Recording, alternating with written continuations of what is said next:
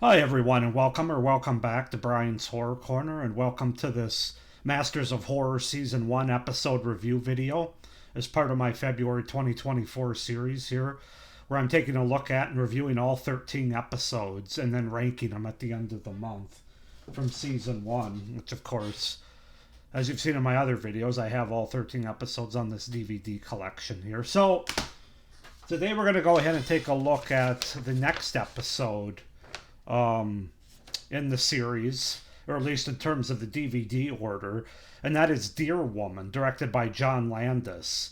And this is the seventh episode of the first season of Masters of Horror. As I said, directed by John Landis.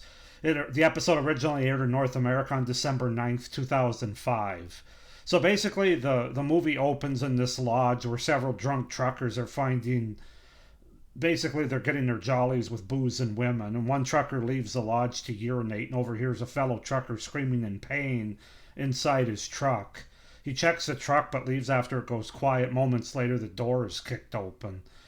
So then we're introduced to Detective Dwight Faraday, played by Brian Benben, who's a burned out detective whose main priority is dealing with animal attacks. He and his partner, Officer Jacob Reed, are sent to investigate a strange call about a possible animal attack. The officers are shown the truck from the opening sequence and determine that the door was kicked out by something extremely powerful. Faraday then questions the locals and gets to know that the victim was last seen with a beautiful Native American woman before he died. Faraday realizes that the victim was trampled from the groin upward and figures the man died in a state of arousal. So yeah, so that's kind of the setup of the premise for Deer Woman. As far as the cast goes, we have Brian Benben as Dwight Faraday, Anthony Griffith as Officer Jacob Reed, Cynthia Moray as the Deer Woman, Sonia Bennett as Dana, Julian Christopher as Chief Einron, Don Thompson as Detective Fuchs, Alex Zara as Detective Patterson, and Andy Thompson as Bill. So that's to set up the premise and the cast for episode 7 of season 1, Masters of Horror, Deer Woman. Um, Chief Einron. Chief Einron. I don't know how to pronounce. Um, so this is a different kind of episode in the sense that it's directed by John Landis. So you know it's going to have a humorous aspect to it because, let's face it, John Landis is, I would say, he's most successful with his comedy movies, even though he's obviously dabbled in horror. But all of it, even the horror that he's done, they all are sort of tongue in cheek, played for laughs as much as horror, and sometimes more. Obviously, the film An American Werewolf in London comes to mind. It's probably his most famous horror one, horror comedy, comedy horror, whatever have you. This episode's very much in that same vein. It's very lighthearted, very tongue in cheek.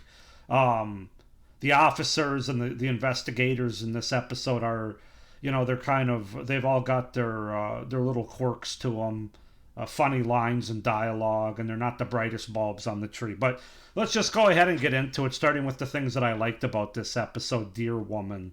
Um, Again, like I said with my last episode, the thing they do well here is it doesn't explain too much about the Deer Woman, the monster, the creature, the evil villain, whoever it is. It's more effective the less they explain, in my opinion. And um, not explaining too much in this episode allows for a bit more mystery to where, in terms of where this creature came from, why she's doing this to these guys, how she disappears into thin air, etc. They don't explain any of that, and they don't need to, and therefore the story's more effective as a result. I think there's a line towards the kind of in the middle, towards the end of the episode, where they go to a casino and the floor manager kind of explains. They ask him, "Well, what's the end game here? How do we get rid? How do we kill her?" And he says, "What do you mean? You don't kill her. There's what is it with you people always, or what's her motive, I guess, is what the officer asks Faraday. And he says, it's a woman that's got deer feet, deer legs. Motive's not really important here. And that pretty much kind of sums up the episode, as well as other episodes like this where they don't give too much away. It's like you don't always need a strong motive. You don't always need to know what's going on. And this episode does a good job with that and letting the mystery sort of play out, even though it is a fairly simple premise on the surface. The episode does have its fair share of blood and gore, as well as an amount of nudity that we've come to expect at this point in the series from the episodes that I've reviewed. Now, I will say it's on the lower end, especially the blood and gore. We do see a couple people that have been trampled, like their bodies, but it doesn't focus on it too long. And the nudity is there mostly in one scene, where the deer woman removes her top and you can see her breastises, her boobs. But yeah, so those things are there, though, for those that come to expect it in the series. I did tend to like most of the characters in terms of how they were explored and written, including the deer woman, and especially our main lead here of Dwight Faraday, played by Brian Benben. I just thought that the dialogue was well written. I thought there was some good back and forth, some good chemistry between the characters. So yeah, I really didn't have any issues with any of the characters in this episode. They were all well written and well explored, and I really enjoyed that aspect of it. As I said earlier, this is more of a lighter, tongue-in-cheek episode, it's kind of a nice change of pace, I guess, at this point in the series. I'm about halfway through my reviews, and most of the episodes had more of a serious tone, more of a horror tone. I don't think we've really had like a full-on horror comedy kind of episode like this one is before that I can think of. So from that standpoint, John Landis does his normal thing here with taking a horror concept and injecting fun and humor into it through the characters. That's definitely present here. I do also enjoy the unraveling of the mystery by the police investigation going on for most of the episode, especially given the good writing and the good fleshed out characters that I enjoy here.